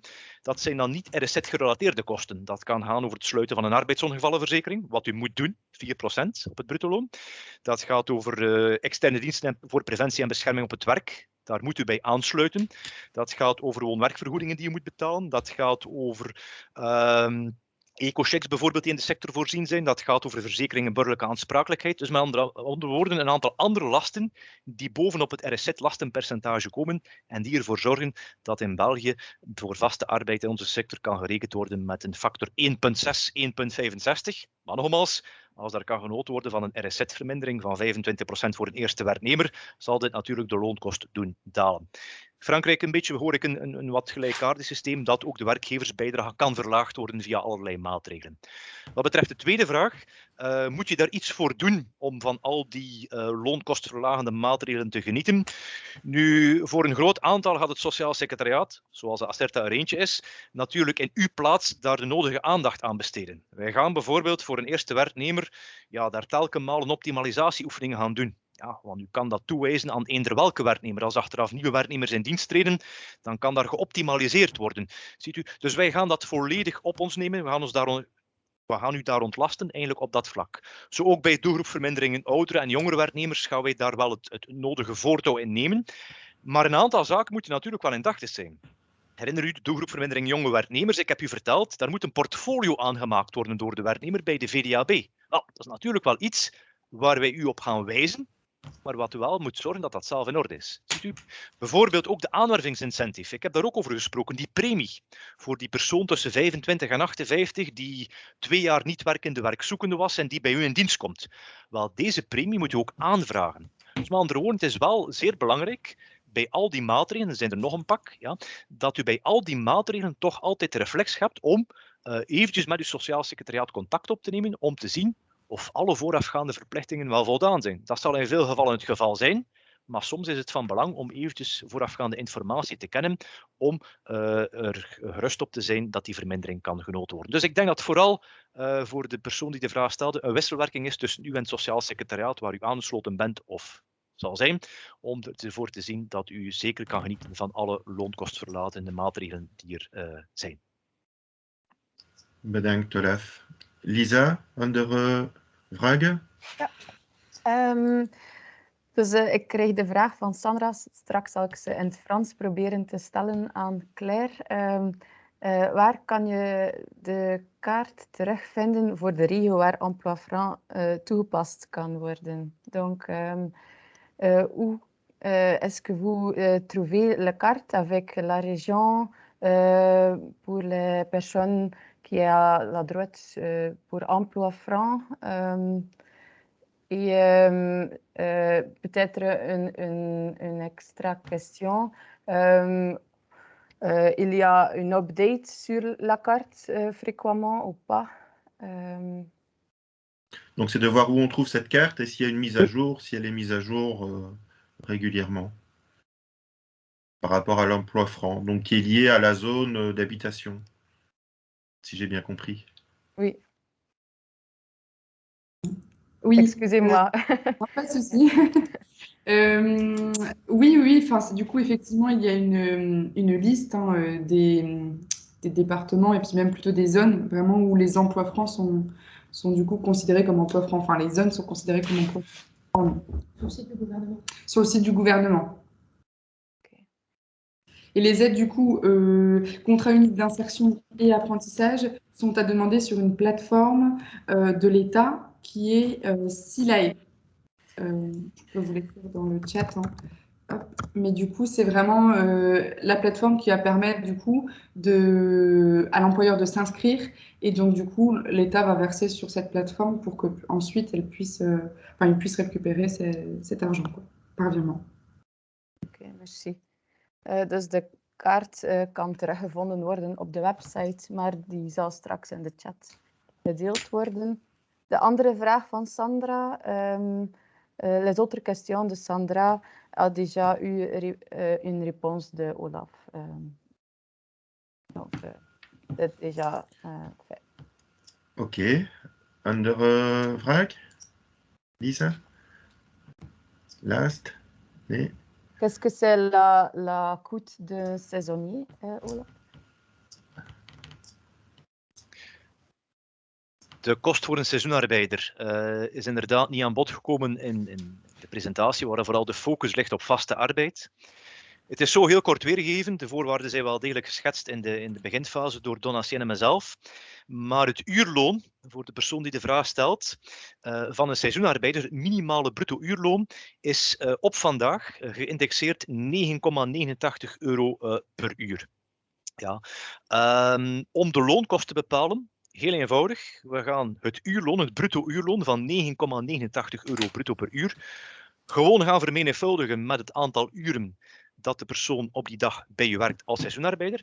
En daarbovenop gaan we altijd, herinner u nog, onze €7,86 forfaitaire RSZ berekenen. Want de RSZ voor een seizoenarbeider, de RSZ-werkgever, wordt berekend door een bepaald percentage, een RSZ-percentage te nemen van 35%, dacht ik, op een forfaitair dagloon van €21,96. Dus de RSZ, ongeacht het aantal uren, was er nu 5 uren of 8 uren of 11 uren dat uw betrokken persoon te werk stelde, de RSZ is altijd beperkt tot €7,86 per dag. Heel concreet, iemand werkt bij u 8 uren, u betaalt €9,89 bruto per uur, minimale uurloon, maal 8 uren, plus onze €7,86 forfaitaire RSZ.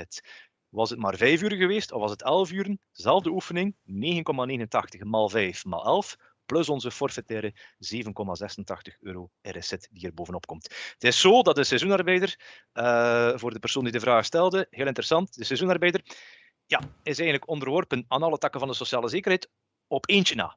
Een seizoenarbeider bouwt geen vakantierechten op. Dat is de enige tak van de sociale zekerheid waar hij niet onder ressorteert. Maar dus forfaitaire RSZ, en zo kan u perfect uw loonkost gaan bepalen voor uw seizoenarbeider. Dank u, Olaf. Il est temps maintenant de passer aux conclusions au final de ce webinaire. Nous n'aurons pas pu répondre maintenant à toutes les questions qui ont été posées dans le chat, mais sachez qu'une réponse à vos questions sera fournie dans la synthèse et qui sera mise à votre disposition, synthèse qui viendra dans les prochains jours. Voilà. Aarzel niet uw vragen te stellen in de chat. Wij zullen dat achteraf beantwoorden bij de synthese, samenvatting van deze webinar. Alors, avec le premier webinaire consacré à devenir employeur, nous avons vu toute l'importance de se poser les bonnes questions concernant les tâches à déléguer pour établir un profil qui corresponde à ses besoins. C'est la fiche de poste. Aujourd'hui, grâce à des structures expertes comme la SAFA, Acerta ou encore la Chambre d'agriculture du Nord-Pas-de-Calais, nous avons vu que l'engagement d'un salarié implique ce que l'engagement d'un salarié implique en matière à la fois de coûts et dans quel cadre réglementaire cela se fait. Alors, vu le temps imparti, l'exhaustivité n'était clairement pas de mise. L'objectif est ici surtout de sensibiliser l'éleveur futur employeur aux démarches qui l'attendent et de lui donner des ressources utiles pour s'informer davantage et pouvoir entamer sereinement les démarches d'engagement d'un salarié. In een webinar die een tijdje terug georganiseerd werd, hebben we gezien hoe belangrijk het is om vooraf te bekijken wat de arbeidsbehoefte voor uw bedrijf is en naar welk profiel u op zoek bent. Vandaag hebben we dankzij de deskundigen ASFA, Acerta en Chambre d'Agriculture Nord-Pas-de-Calais gezien wat het in dienst nemen van een werknemer inhoudt in termen van kosten en ook het wetgevend kader. Bruttoloon wordt bepaald door meerdere factoren, de vaardigheden in bijzonder. Wij spreken over categorieën in België en niveaus in Frankrijk. Ook de anciëniteit en de arbeidstijd zijn belangrijke factoren. Daar komen nog de werkgeversbijdragen bij. Er zijn echter tewerkstellingsmaatregelen beschikbaar om deze kosten te verminderen en deze variëren van land tot land en onder bepaalde voorwaarden.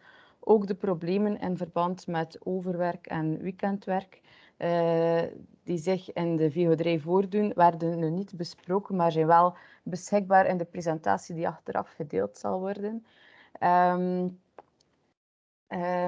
Gezien de beschikbare tijd was het dus niet mogelijk om verder in detail te bespreken. Maar we hopen dat u eventueel als toekomstige werkgever op die manier kennis hebt van de te nemen stappen en dat u weet waar u eventueel terecht kan met uw vragen rond de werkstelling van personeel.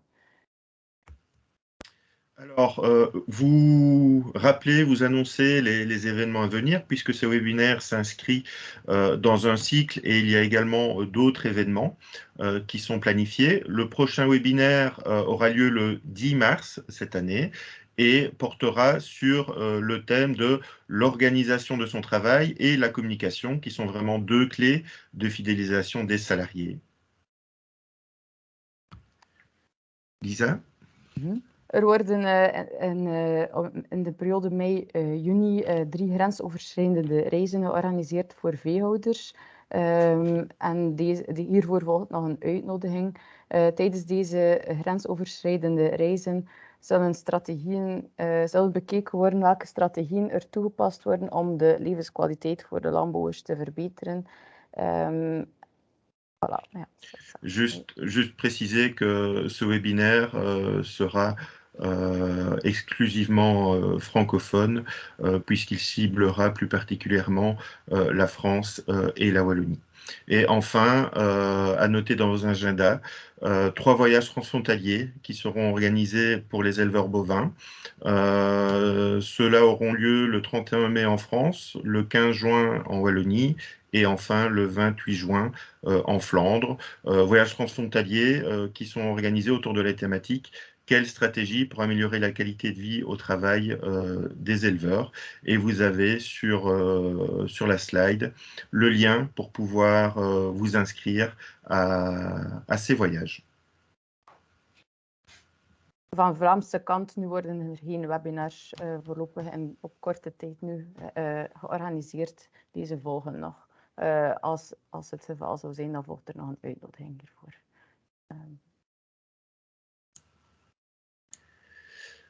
Et au niveau autre événement à venir, il y aura également des ateliers d'échange qui vont être organisés au 2e semestre 2022 et qui vont porter plus particulièrement sur les thèmes groupement d'employeurs et sécurité au travail. Les dates ainsi que le format, en espérant que cela puisse se faire en présentiel, ne sont pas encore définis, mais vous serez tenus informés, notamment via le site web Coform.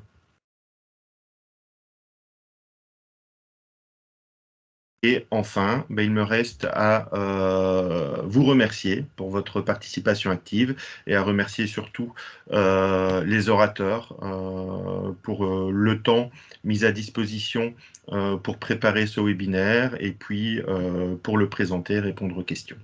Merci à toutes et à tous. Ik wil ook iedereen bedanken, dus de sprekers, om al deze interessante informatie met ons te delen. Als ook bedankt aan de deelnemers voor jullie aandacht en interesse. Peut-être juste pour préciser avant que tout le monde déconnecte, donc la présentation sera disponible en ligne sur notre site internet, de même que l'enregistrement du webinaire d'aujourd'hui. Et donc tous les points qui malheureusement n'ont pas pu être abordés, vous pourrez les retrouver dans la présentation, de même que des liens utiles dans lesquels vous trouverez des informations complémentaires à ce qui a été présenté aujourd'hui. Merci Lise pour ces précisions. De webinar en de presentatie zelf zal nog gedeeld worden op de website van Coform en ook gemaild worden naar al de deelnemers. Niet alle stukken werden behandeld door het tijdsgebrek, dus daarin kan je in de presentatie extra informatie terugvinden. Voilà. Dank u wel. Une bonne après-midi à tout le monde et à bientôt.